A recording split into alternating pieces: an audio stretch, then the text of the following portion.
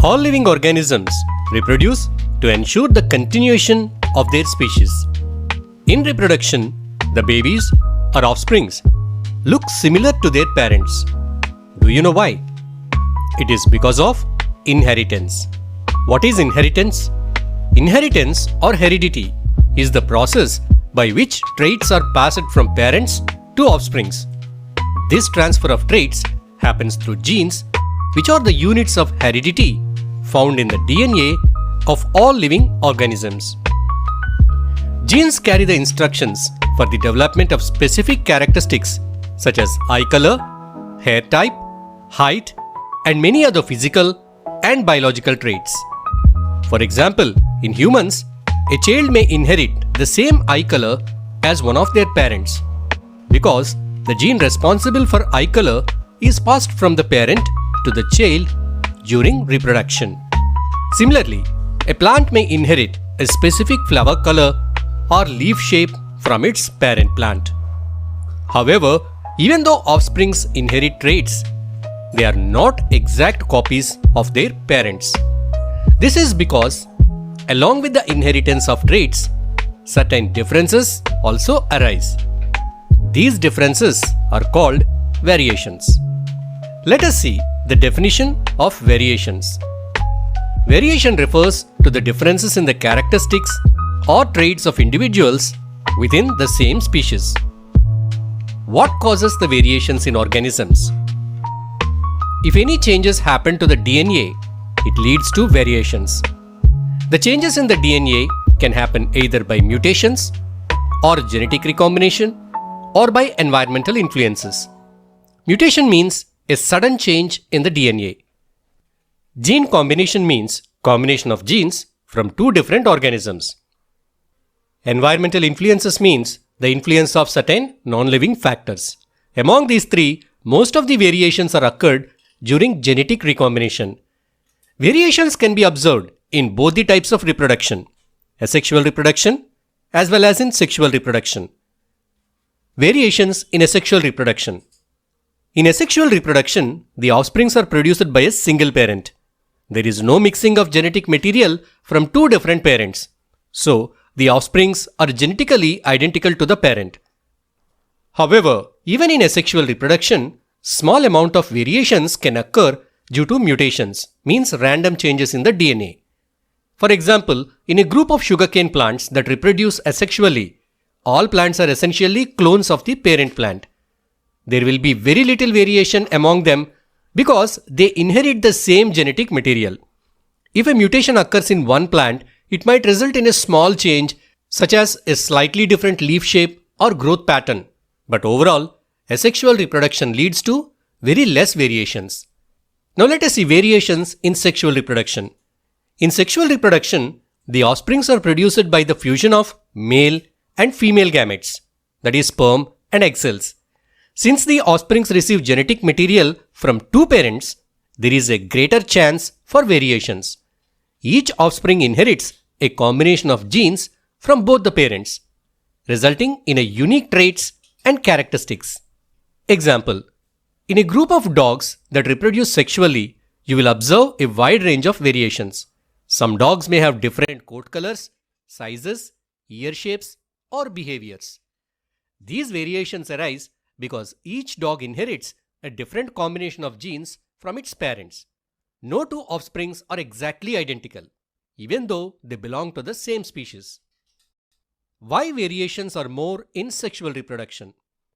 The key reason why variations are more common in sexual reproduction is due to genetic recombination.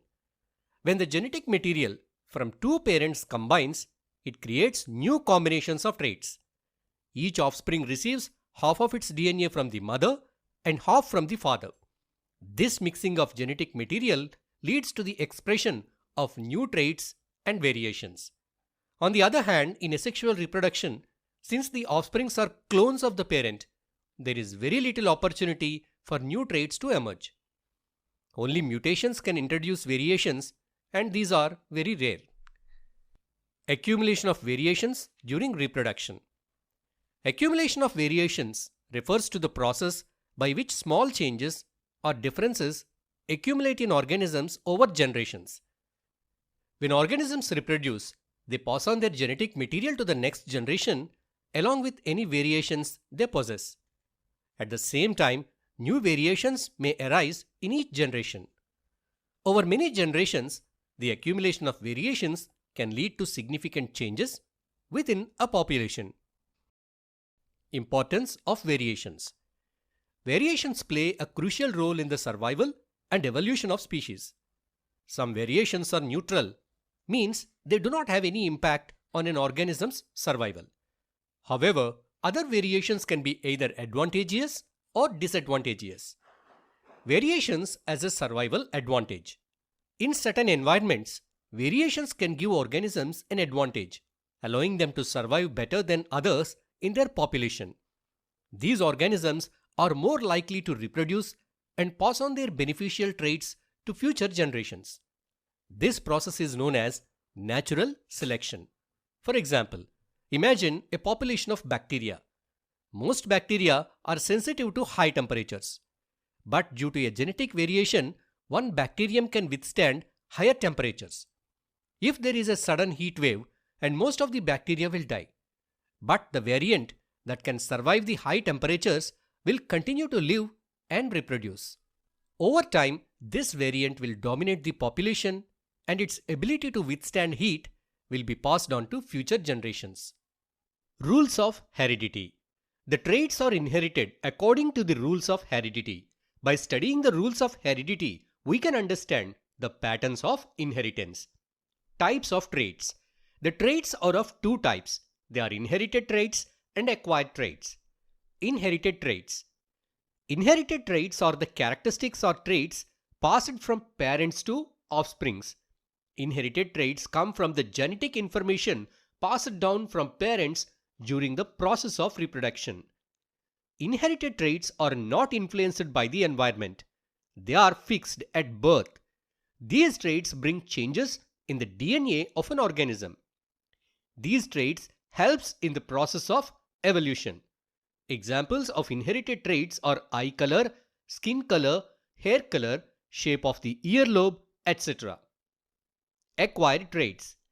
Acquired traits are the traits that an individual develops during their lifetime as a result of their experiences, behavior, or environmental factors. They are not inherited genetically. The DNA of an organism is unchanged due to these traits. These traits do not help in the process of evolution. Examples: skills like speaking different languages, dancing, playing musical instruments, etc. Rules for the inheritance of traits. Now let us understand how do the traits pass from generation to generation. The inheritance of traits takes place through the transfer of genetic material from parents to offsprings. The father and the mother contribute equal amounts of genetic material or DNA to the child during the process of reproduction. The DNA has smaller units or segments called genes which carry the information about different traits. What is a gene? It is a segment of DNA that determines a particular character or trait. Father DNA has genes for different traits like eye color, type of earlobe, etc. In the same way, mother DNA also has genes for traits like eye color, type of earlobe, etc. That means the offsprings or babies get two genes for each trait, that is one from father and one from mother. For example, the father eyes are brown and the mother eyes are blue. The baby will get both brown and blue color genes. That means for one trait, that is the eye color, the baby will have two genes. This kind of alternate forms of genes for a single character are called alleles. But here, what would be the color of the eyes of the baby? Brown or blue? The eye color of the baby will be brown, because the brown eye color gene is dominant than the blue eye color gene. So the brown color is expressed out. Dominant trait. The trait that is expressed out when one of the allele is dominant or both the alleles are dominant. Recessive trait. The trait that is expressed out when both the alleles are recessive. This is the basic idea of inheritance of traits. The study of rules of inheritance was begun in 19th century by a famous scientist called Gregor John Mendel. Mendel was the first to make a systemic study of patterns of inheritance of traits in pea plants. He proposed 3 laws of inheritance which are called as Mendel's laws of inheritance. Why did Mendel selected pea plants for his experiment? Mendel chose pea plants which are called Pisum sativum for his experiments for several reasons. 1. Short life cycle. Pea plants have a relatively short life cycle and produce a large number of seeds. This allowed Mendel to observe multiple generations within a relatively short period, enabling him to study inheritance patterns across several generations. 2. Pea plants are bisexual. That means every flower has both male and female reproductive parts. So, self-pollination takes place easily in them. At the same time, cross-pollination also can be done easily by hand. Number 3. Pea plants exhibit clear and distinct traits such as seed color, flower color, and plant height. These traits have 2 distinct forms, that is yellow or green seeds, purple or white flowers, so making it easy to differentiate and observe the variations. Mendel used different sets of contrasting characters of pea plants like plant height, tall or short, seed color, yellow or green, seed shape, round or wrinkled, flower color, that is white or purple, etc. Mendel's experiments. Monohybrid cross. A monohybrid cross is a genetic cross between 2 individuals that differ in a single trait. For example, a tall pea plant and a short pea plant. Mendel selected a pure breed of tall pea plant and crossed it with a pure breed of short pea plant. Pure breed tall means both the alleles for the trait plant height are tall and tall. They are represented by capital T and capital T. Pure breed short means both the alleles for the trait plant height are short. Here they are represented by small t, small t. When these 2 plants are crossed, in the F1 generation, all tall plants are produced. Here we can see all these plants got one allele tall and the second one short. Since tall allele is the dominant one, the plants expressed the trait tallness. So in F1 generation, all plants are tall. Now this F1 generation plants are self-pollinated. Let us understand the outcomes with the help of a Punnett square. The possible combinations of F2 generation are like this: capital T, capital T, capital T, small t, small t, capital T, small t, small t. So here, out of these 4 possible combinations, 3 of them are tall and 1 is short. So the phenotypic ratio of F2 generation is 3:1. Phenotypic ratio means the ratio based on the physical appearance. This is the outer appearance. If we look at the genotypic ratio of the F2 generation, genotypic ratio means the combination of alleles that they have for a trait. Here 1 capital T means both the alleles are of same type, that is tall. So it is a homozygous tall. Homozygous means having both same type of alleles. So it is a pure breed tall pea plant. Next we got 2 capital T and small t's. These are heterozygous tall, means they have one dominant and one recessive allele, one capital T, one small t. Next we have 1 small t. This is homozygous short. Here both the alleles are short. So this is a pure breed of short pea plant. So the genotypic ratio of F2 generation is 1:2, 2:1. Now let us see the dihybrid cross in pea plants. In dihybrid cross, we consider 2 pairs of contrasting characters. Mendel crossed a pure breed of round yellow seeds with a pure breed of green wrinkled seeds. In F1 generation, Mendel got all round yellow seed plants. All of them are heterozygous round and yellow. Now let us observe the F2 generation when the F1 plants are self-pollinated. The possible outcomes are like this. So here in the F1 generation, we got round and yellow 9, round and green 3, wrinkled and yellow 3, wrinkled and green 1. So the phenotypic ratio is 9:3:3:1. Mendel's laws. Mendel's law of dominance. Here is a heterozygous tall pea plant. Means it is a tall pea plant, but it has two different alleles for the character plant height. One tall allele and two short allele.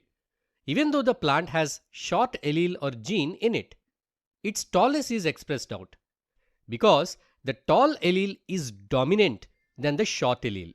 This is the first law of Mendel. Mendel's law of dominance states that in a heterozygous organism, one trait will conceal the presence of another trait for the same characteristic. Next, Mendel's law of segregation. The parent cell will have two genes for controlling a character, but when it forms gametes, each gamete will have only one allele or gene for that character. For example, a man has two alleles for his hair color like brown and black in his cell, but his gametes or sperm cells will have either brown or black allele only. This is called as Mendel's law of segregation. During the formation of gamete, each gene separates from each other so that each gamete carries only one allele for each gene. Next, we see the law of independent assortment. For the character color of the seed, the parent has two alleles, dominant allele yellow and recessive allele green. For the character shape of the seed, the parent has two alleles, dominant allele round and recessive allele wrinkled. If the dominant allele yellow is passed to the gamete for color, for shape dominant round or recessive wrinkle, any one allele can be passed to the gamete. That means one allele of a particular character do not influence the inheritance of alleles of other character. This is law of independent assortment. The alleles of two different genes get sorted into gametes independently of one another. How do these traits get expressed? Cells have DNA in the nucleus. This DNA is the information source for making proteins inside these cells. The part of the DNA that has information for making one particular protein is called gene of that protein. That means gene is a segment of the DNA that has information to make a particular protein. For example, we know that plant growth is affected by plant growth hormone. But for the proper production of this hormone, an enzyme is required. This enzyme is a protein and its production is controlled by a gene in the DNA. If the gene is proper, then sufficient growth hormone is produced and the plant will be tall. If the gene is altered and the production of enzyme is less, automatically less growth hormone is produced, which makes the plant short. This is how genes control the physical characteristics. So we understood that each trait is controlled by two genes, but these two genes do not present in the same DNA strand. Our DNA is coiled into the form of chromosomes. Chromosomes are present in pairs, so the two alleles of a specific trait are not present on the same chromosomes. Normally, our cells have two sets of chromosomes, but when gametes are formed, only one set of chromosomes are transferred to them, because gametes are haploid in nature. So out of the two alternative pairs of genes for specific character, only one enters the gamete. When this gamete fuses with the other gamete, then they get the pair of genes for that character. Sex determination. Do you know how the sex of a newborn baby is determined?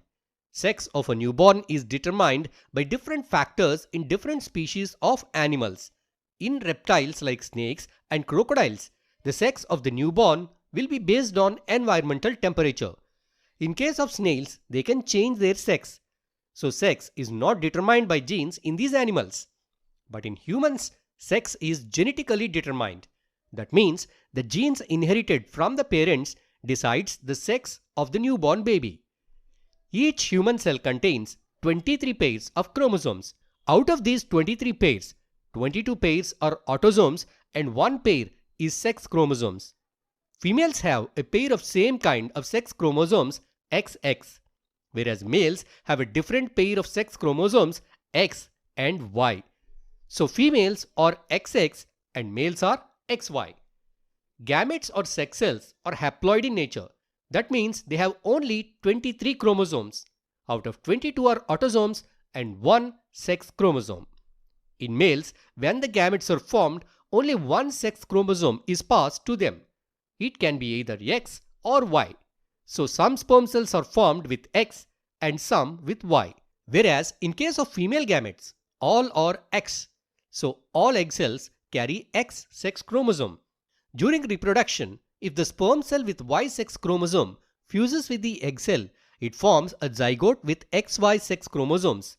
XY means the baby will be a boy. If the sperm cell with X sex chromosome fuses with the egg cell, it forms a zygote with XX sex chromosomes, means the baby will be a girl. Thus, the sex of the child will be determined by the chromosomes that they inherit from their father. This is all about the heredity in why do organisms reproduce. Organisms reproduce for two main things. 1. To maintain the survival of their own species. 2. To introduce genetic variations in their population. What are genetic variations and why they are important? The genetic variations are very important for the adaptation to changing environment. For example, there is a bacteria existing in the oceans near the poles, where the water is usually cool. These bacteria produced a variant which can withstand high temperature. Suddenly, the temperature of the ocean increases due to global warming. Now, this variant which can withstand high temperature survives and the other bacteria becomes extinct.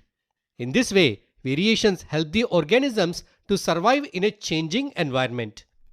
Asexual reproduction and sexual reproduction. First, let us learn about asexual reproduction. Asexual reproduction means the reproduction that takes place without the fusion of sex cells or gametes. Only one parent is involved in this type of reproduction. So, asexual reproduction is a process that involves a single parent and no fertilization or gamete formation takes place. Asexual reproduction is observed in both unicellular and in multicellular organisms. First, let us see the different modes of asexual reproduction in unicellular organisms. Binary fission. Binary means two. Fission means splitting. In this mode of reproduction, one parent organism splits into two daughter organisms. This type of asexual reproduction is observed in single-celled organisms like amoeba, bacteria, and euglena. Here we have two unicellular organisms. This is amoeba and this is leishmania. Leishmania causes Kala-Azar disease in humans. Amoeba has no fixed shape to its body. It can change its body shape. The fission in amoeba can take place in any plane because it has no specific shape, whereas leishmania splits in a specific direction since it has a specific shape. Multiple fission. Multiple fission means splitting into many. That means one organism splits into many new organisms. Certain single-celled organisms like Plasmodium reproduce by multiple fission. Next one, budding. Yeast is an unicellular fungus. They produce buds on their bodies. These buds get separated and grows into an individual organism. This mode of reproduction is called budding. These are the methods of asexual reproduction in unicellular organisms. Now let us see the methods of asexual reproduction in multicellular organisms. 1. Fragmentation. Spirogyra is an algae. It is a multicellular organism with simple body organization. It reproduces by fragmentation. In this method of reproduction, first the organism breaks into fragments and each fragment grows into a new organism. Next, regeneration. Certain multicellular animals have an ability to reproduce from their cut body parts. For example, Planaria and Hydra. If these organisms are cut into pieces, each piece can grow into a complete individual. This is called regeneration. Next, budding. Hydra can reproduce by another sexual method of reproduction called budding. Hydras have regenerative cells in their bodies. They use these cells to produce small buds on their bodies. These buds grow in size and becomes big. They get separated from the parent organism and grows into an individual organism. Vegetative propagation. Flower is the reproductive part of the plant, whereas stem, root, branches, leaves and buds are vegetative parts of the plant. If plants reproduce through their vegetative parts, it is called as vegetative propagation. Cutting, layering, and grafting are the three major techniques of vegetative propagation. Sugarcanes are grown by stem cuttings. Roses can be propagated by layering. Many fruit plants and trees are grown by grafting techniques. Advantages of vegetative propagation. 1. Plants grown through vegetative propagation can flower and fruit sooner than those grown from the seeds. 2. These techniques enable the propagation of seedless plants like bananas, oranges, roses, and jasmine. 3. Plants produced through vegetative propagation exhibit genetic similarity to their parent plant, ensuring they inherit all of its characteristics. Next, reproduction through leaves. In bryophyllum, certain buds are produced in the notches of their leaves. These buds are called epiphyllous buds. When these buds touch the soil, they germinate into new plants. Next, spore formation. Rhizopus, a common bread mold, reproduces through a process called sporangiospore formation. Specialized structures known as sporangia develops at the tips of the upright filamentous structures called hyphae. Inside these sporangia, numerous asexual spores called sporangiospores are produced. As the sporangium matures, it eventually ruptures, releasing the spores into the surrounding environment.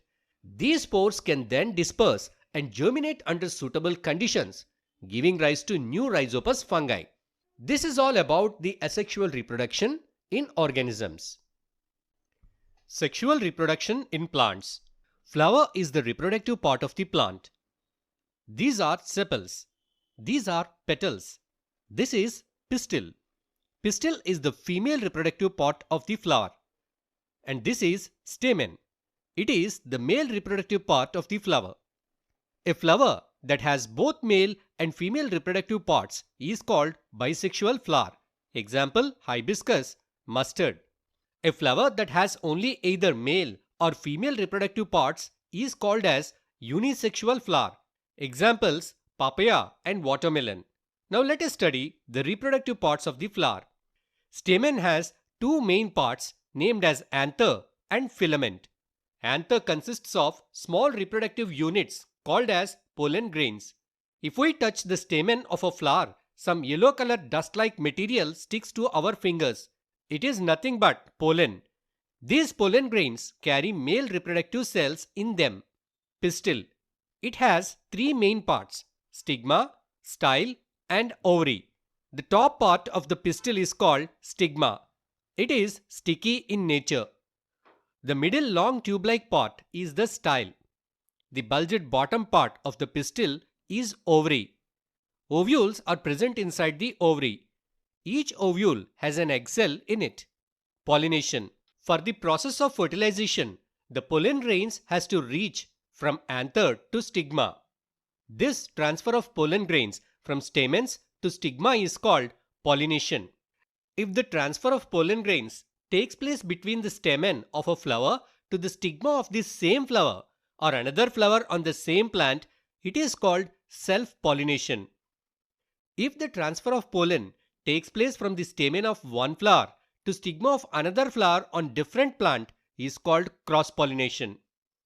The pollen grains are carried to the pistil by the help of different agents like wind, water, insects, or animals. Fertilization. Once the pollen lands on the sticky stigma, the pollen starts germination and produces a long tube called as pollen tube. This tube travels through the style and reaches the ovule present inside the ovary. The male cells from the pollen grain enters the ovule through this tube. The male cell fuses with the egg cell present inside the ovule and forms a zygote. This process is called fertilization. After fertilization, the zygote divides several times and forms an embryo. The ovule develops a tough covering around it and it turns into seed. The ovary grows in size and gets ripened to become a fruit. That means after fertilization, the ovule of the flower becomes seed and the ovary becomes fruit. Remaining parts like stigma, style, petals, sepals get dried up and fall off. The seed contains the embryo, and when it gets the necessary conditions, then it germinates and grows into a new plant. This is about the sexual reproduction in plants. Now, let us learn about sexual reproduction in human beings. Puberty. Human reproduction is sexual type. For sexual reproduction, sex cells or gametes are required. These gametes are produced by the reproductive organs. Male reproductive organs produce male gametes and female reproductive organs produce female gametes. Boys and girls possess reproductive organs by birth, but they do not produce gametes till they attain certain age. The maturation of special tissues present in the reproductive organs takes place between 8 to 13 years of age in girls and 9 to 14 years of age in boys. At this age, along with the production of gametes, certain bodily changes also begin to happen in boys and girls. This is called beginning of puberty. During this process of puberty, a child grows into a complete adult. Puberty ends by 18 to 19 years of age. Puberty is the process of physical changes through which a child's body matures into an adult's body and becomes capable of sexual reproduction.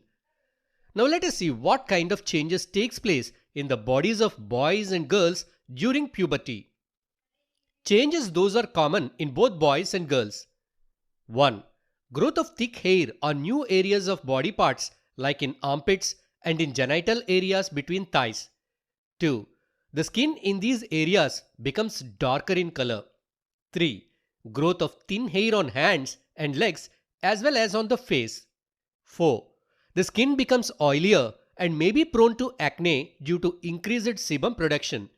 Acne is the common skin condition during puberty.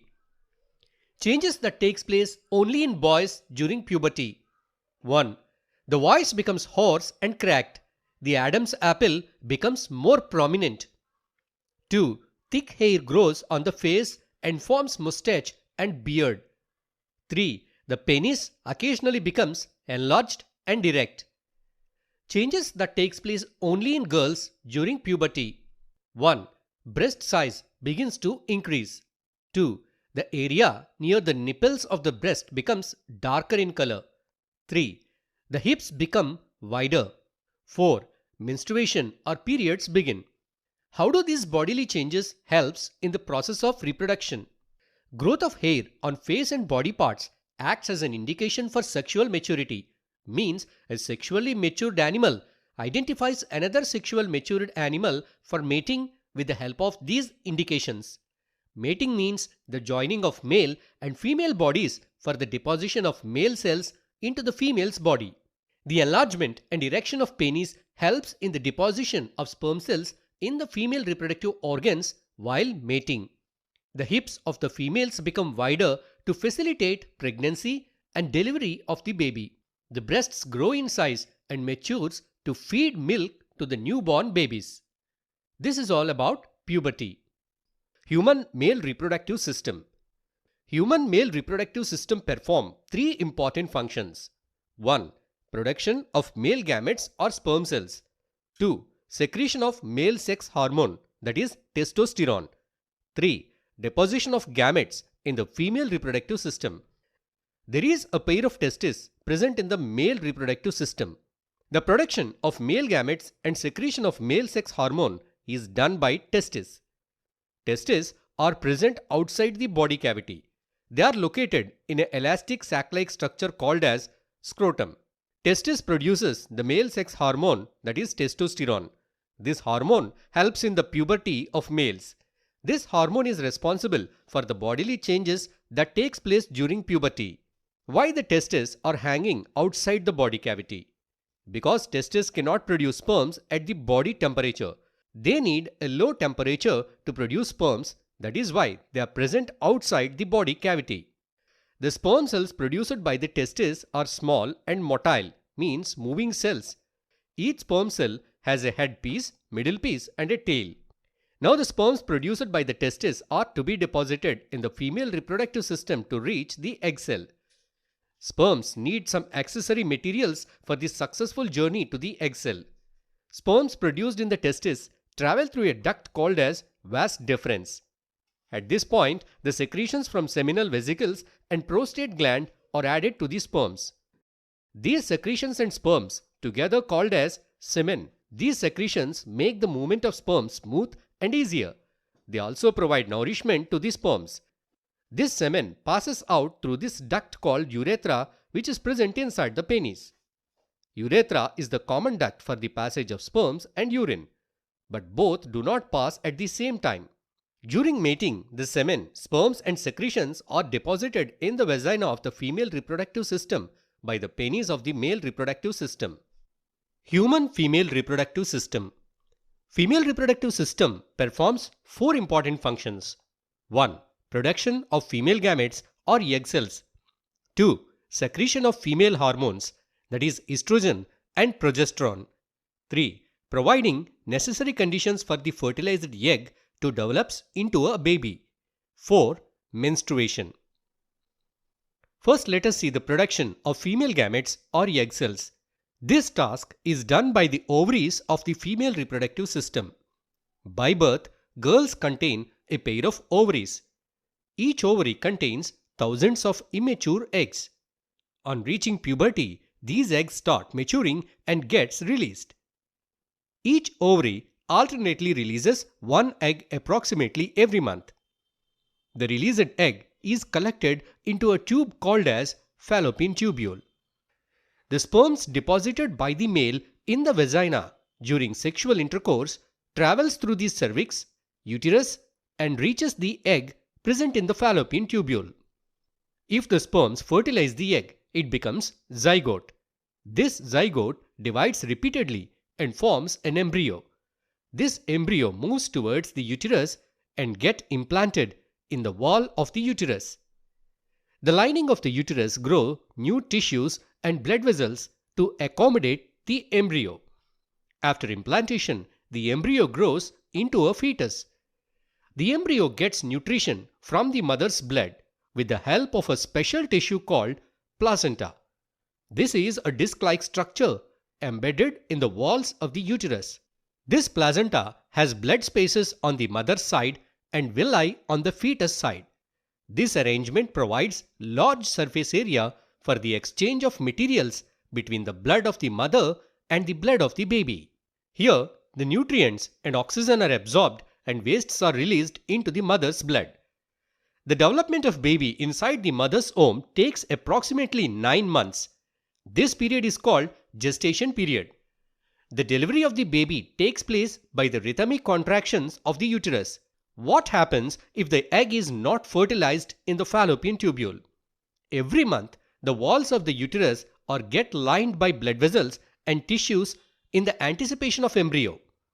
If the egg is not fertilized and the embryo is not formed, then the unfertilized egg lives for 1 day. After that, the egg gets dissolved and the tissues formed on the lining of the uterus along with the blood slowly breaks and expels out through the vagina. The loss of blood and mucus from the vagina lasts for 2 to 8 days. This process is called menstruation. Since this process is periodical and happens for every 28 days, it is called as menstrual cycle or periods. This is all about the female reproductive system. Reproductive health. A boy has got the capability of producing sperm cells, and the production of ovum started in a girl.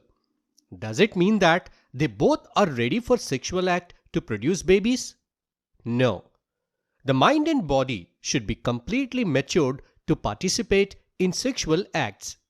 Otherwise, one needs to face so many complications. Health complications due to sexual acts. Sexual act involves the intimate contact of body parts, which may lead to the transmission of certain bacterial diseases like gonorrhea and syphilis and viral infections such as warts and HIV/AIDS. For girls, getting pregnant at younger age can adversely affect their health. How to avoid these complications? 1. Participating in sexual acts only when the body and mind are completely matured, that is, only after crossing 18 years of age. 2. Having sexual relations with a single trustable partner. 3. By using contraceptive devices and methods. Contraceptive devices and methods. Condom. Condom is a rubbery covering that is worn on the penis during intercourse to prevent the entry of sperms into the female reproductive system. It also prevents the transfer of germs between the partners and give protection from sexually transmitted diseases. Copper T. Copper T is the other contraceptive device that is placed in the uterus of the females to prevent the fusion of sperm cell and egg cell. This device may cause irritation in some people. Next, contraceptive pills. These are the drugs that change the hormonal balance in the female body and stop the release of eggs. The prolonged use of these pills can cause side effects.